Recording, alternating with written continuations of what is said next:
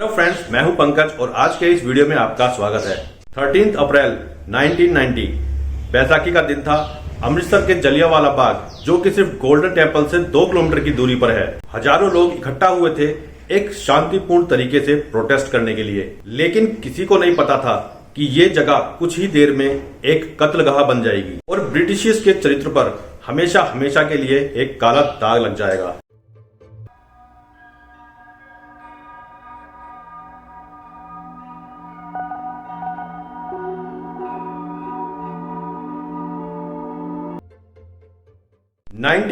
World war के दौरान British government ने डिफेंस ऑफ इंडिया एक्ट 1950 लागू कर दिया, जिसका कि सीधा सीधा मतलब था ब्रिटिशियर्स के खिलाफ उठने वाली आवाज को सीधे सीधे दबाया जा सके। उस समय ब्रिटिश राज का जुर्म अपने चरम पर था। देश में रॉलेट नाम का एक काला कानून लागू हुआ था।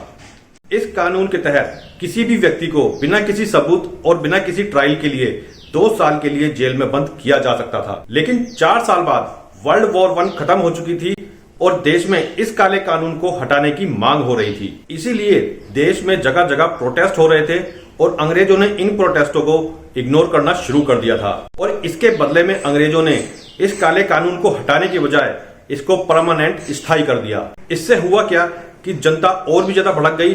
देश में जगह जगह प्रोटेस्ट और भी ज्यादा होने लगे। लेकिन ब्रिटिश सरकार भी इन प्रोटेस्टों को तोड़ने के लिए हर हद पार करने को तैयार थी। इसी प्रोटेस्ट के चलते 10 अप्रैल को अमृतसर में 2 नेशनलिस्ट नेता डॉक्टर सत्यपाल और डॉक्टर सैफुद्दीन को बिना किसी वजह के गिरफ्तार कर लिया जाता है। इससे हुआ क्या कि लोग और भी ज्यादा भड़क गए और प्रोटेस्ट और भी ज्यादा बड़े होने लगे। अब ब्रिटिश सरकार ने ये सब देखते हुए प्रोटेस्ट को रोकने के लिए अमृतसर में मटेरियल लॉ लागू कर दिया। इस एक्ट के आधार पर अब किसी भी व्यक्ति को बिना किसी सबूत के आधार पर 2 साल के लिए जेल में बंद किया जा सकता था। पुलिस बिना किसी वारंट के किसी के भी घर की तलाशी ले सकती थी। न्यूज़पेपर, पब्लिक गैदरिंग पर पूरी तरह से रोक लगा दिया गया। यानी ये कानून सिर्फ इंडियंस की आवाज को दबाने के लिए बना था। और तभी गांधी जी ने इस एक्ट के खिलाफ सत्याग्रह आंदोलन का ऐलान कर दिया, जिसे रॉलेट सत्याग्रह के नाम से जाना जाता है, जिसमें देश के बड़े नेताओं के साथ साथ आम लोगों ने भी हिस्सा लिया। लोगों ने अपनी दुकानें बंद कर दी और काम पर जाना बंद कर दिया, जिससे कि देश में एक बंद जैसी हालत हो गई थी। और अंग्रेजों को इंडियंस का ये प्रोटेस्ट बिल्कुल भी रास नहीं आ रहा था। और फिर एक दिन 9 अप्रैल 1990 को रामनवमी के दिन हिंदू और मुस्लिम एक साथ इस आंदोलन का हिस्सा बने। मुस्लिमों ने इस दौरान टर्किश सैनिकों की तरह लिबास पहने हुए थे। अब इतने बड़े लेवल पर हिंदू और मुसलमान की एकता को देखकर अंग्रेजों की हालत खराब हो गई थी। इस प्रोटेस्ट को कांग्रेस के 2 बड़े नेता डॉक्टर सत्यपाल और डॉक्टर सैफुद्दीन लीड कर रहे थे। इसीलिए अंग्रेजों ने अगले ही दिन इन दोनों बड़े नेताओं को जेल में डाल दिया। इसके बाद 10 अप्रैल 1990 को गांधी जी भी इस आंदोलन में हिस्सा लेने के लिए मुंबई से पंजाब आने लगे। वहां उन्हें दिल्ली के पास बने पलवल रेलवे स्टेशन पर गिरफ्तार कर लिया गया। 2 ही दिन में 3 बड़े नेताओं की गिरफ्तारी को देखकर जनता और भी भड़क गई। और देखते ही देखते इस प्रोटेस्ट में 50,000 से ज्यादा लोग शामिल हो गए और अपने अपने नेताओं की रिहाई की मांग करने लगे। अब ये सब देखते हुए अंग्रेजों ने जनरल रीजनल डायर को अमृतसर भेज दिया।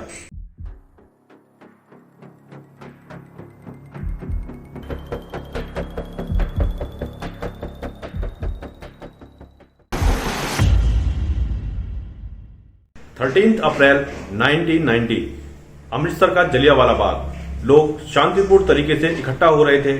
कुछ प्रोटेस्ट करने आए थे तो कुछ त्योहार मनाने। उस समय रॉलेट एक्ट लागू था। अंग्रेजी सरकार इसे सख्ती के साथ लागू करवा रही थी, पर फिर भी ये प्रोटेस्ट हो रहा था। प्रोटेस्ट करने की ये खबर जैसे ही जनरल डायर के कानों में पहुंची, उसका खून खोल उठा और वो तुरंत 90 सैनिकों के साथ अपने कैंप से जलियांवाला बाग के लिए निकल पड़ा। जलियांवाला बाग चारों ओर से एक बंद जगह, सिर्फ एक पतली सी गली से एंट्री, और वहीं पर खड़ा था जनरल डायर अपने 90 सैनिकों को लेकर।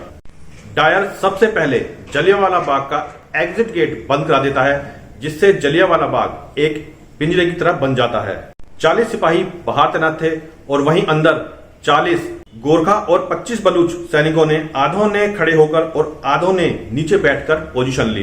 डायर ने लोगों को वार्निंग देना भी जरूरी नहीं समझा, मानो वो ये सब करने के मकसद से ही यहाँ पर आया था। बिना किसी वार्निंग के डायर गोली चलवा देता है और लोग अपनी जान बचाने के लिए इधर उधर भागने लगते हैं। लेकिन चारों ओर ऊंची दीवारें थी, लोगों को वहां से भागने का मौका ही नहीं मिला। गोलियों से बचने के लिए लोगों ने वहां पर बने एक कुएं में कूदकर अपनी जान बचाने की कोशिश की, पर मौत ने उनका पीछा वहां पर भी नहीं छोड़ा। कुएं में दम घुटने की वजह से 120 लोगों की मौत हो गई। लेकिन फिर भी डायर की क्रूरता रुकने का नाम नहीं ले रही थी। तभी डायर के एक साथी ने डायर की कमीज पकड़कर उसे इशारा किया, पर डायर रुकने का नाम नहीं ले रहा था। डायर खुद भाग भागकर सैनिकों को उस तरफ गोली चलाने का आदेश दे रहा था जिधर भीड़ ज्यादा थी। करीब 10 मिनट तक 1650 गोलियां चली। डायर ने गोलियां चलवाना इसलिए रुकवा दिया क्योंकि उसको लगा कि शायद अब सैनिकों के पास गोलियां कम हैं। जैसे ही डायर ने गोलियां रोकने का आदेश दिया, उतनी ही स्पीड से सैनिक तुरंत वापस बाहर आ गए। डायर वहां रुककर लोगों की हालत का जायजा लेने लगता है, मानो उसने कोई बहुत बड़ा बहादुरी का काम किया हो। उसके बाद डायर वहां से अपने कैंप के लिए रवाना हो जाता है और पूरे शहर की बिजली और पानी बंद करवा देता है। और जलियांवाला बाग में दम तोड़ रहे लोगों को कोई मेडिकल सुविधा और उनके परिजनों को मिलने तक की इजाजत नहीं दी। उसके बाद डायर ने रात 10 बजे एक बार फिर अपने कैंप से बाहर निकलकर शहर का जायजा लिया कि उसके आदेश का पालन सही प्रकार से हो रहा है या नहीं। ब्रिटिश सरकार ने इस मासेकर को छिपाने के लिए न्यूज़पेपर और टेलीग्राम को पूरी तरह से बैन कर दिया ताकि ये खबर देश के बाहर ना जा सके। पर इस मासेकर की खबर धीरे धीरे पूरे इंडिया में फैल गई। जब ये खबर पूरे देश में फैली तो देशवासियों का खून खोल उठा। गांधी जी ने ब्रिटिश के खिलाफ नॉन करप्शन मूवमेंट का आगाज कर दिया। अब इस खबर को इंटरनेशनल मीडिया भी कवर करने लगी, जिसने ब्रिटिशियर्स का एक काला चेहरा सामने लाके रख दिया, जिससे पूरी दुनिया में ब्रिटिश सरकार की निंदा होने लगी। लेकिन ब्रिटिश सरकार ने जनरल डायर को कोई पनिशमेंट देना तो दूर और उल्टा उसका सम्मान किया। ब्रिटिश गवर्नमेंट ने उसके सम्मान में इंस्क्राइब तलवार भेंट की, सुपीरियर ऑफ पंजाब की संज्ञान दी और इंग्लैंड वापस जाते वक्त लोगों ने उसका सम्मान किया। इसके विरोध में रविंद्रनाथ टैगोर ने अपनी नाइटहुड की उपाधि लौटा दी और गांधी जी ने अंग्रेजों से मिली केसर ऑफ हिंद की उपाधि को त्याग दिया। इसके बाद अंग्रेजी हुकूमत के अंदर नौकरी करने वाले लोगों ने भी रिजाइन करना शुरू कर दिया और अब जलियांवाला बाग मासेकर के विरोध में लोगों ने ब्रिटिश गवर्नमेंट को घेरना शुरू कर दिया। शुरू में तो ब्रिटिश गवर्नमेंट ने लोगों के इस तरह के विरोध को देखकर इग्नोर करना शुरू कर दिया, पर धीरे धीरे ये प्रोटेस्ट अब बड़े होने लग रहे थे। बड़े लेवल पर विरोध को देखते हुए 14 नवंबर 1990 को ब्रिटिश गवर्नमेंट एक्शन में आती है और एक इंक्वायरी के लिए एक टीम का गठन करती है। कमीशन की अधिवक्ता लॉर्ड विलियम हंटर ने की। इसमें 20 इंडियंस थे, इसीलिए इसे हंटर कमीशन के नाम से भी जाना जाता है। जहां डायर को दोषी पाया गया और उसे उसके पद से हटा दिया गया और कुछ मामूली सी पेनल्टी लगाकर छोड़ दिया गया। लेकिन ब्रिटिश सरकार ने तो डायर को बचा लिया, पर कुदरत ने डायर को नहीं बख्शा। करीब 8 साल के बाद डायर की ब्रेन हैमरेज से मौत हो जाती है।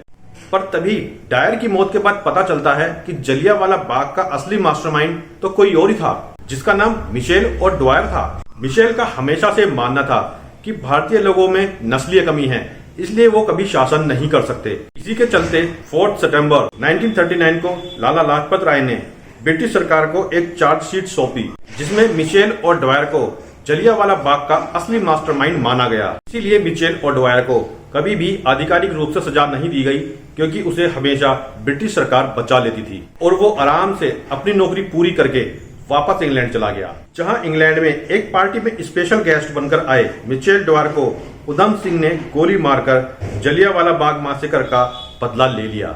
उम्मीद करता हूं वीडियो आपको इन्फॉर्मेटिव लगी होगी। इसी तरह के इन्फॉर्मेटिव वीडियोस के लिए please like and subscribe my channel. मिलते हैं नेक्स्ट वीडियो में।